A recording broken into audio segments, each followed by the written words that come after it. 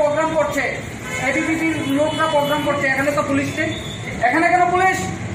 এইগুলি চলবে না, বলে দিলাম। বিপ্লব দেব শুধরিয়ে নিন, রাজ্যে কিন্তু আন্দোলন করব।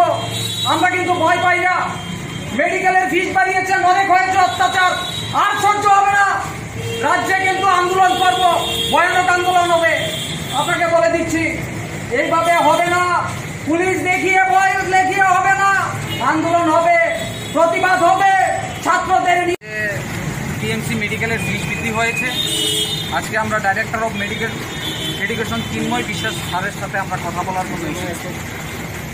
2017 সালে ছিল 21 লক্ষ টাকা মেডিকেল কলেজের ফিস, 4.5 বছর। 2018 সালে হলো 19 লক্ষ টাকা। এখন 2020-এ এসেছে ইন টোটাল 54 লক্ষ টাকা লাগবে মেডিকেল কলেজের ফিস।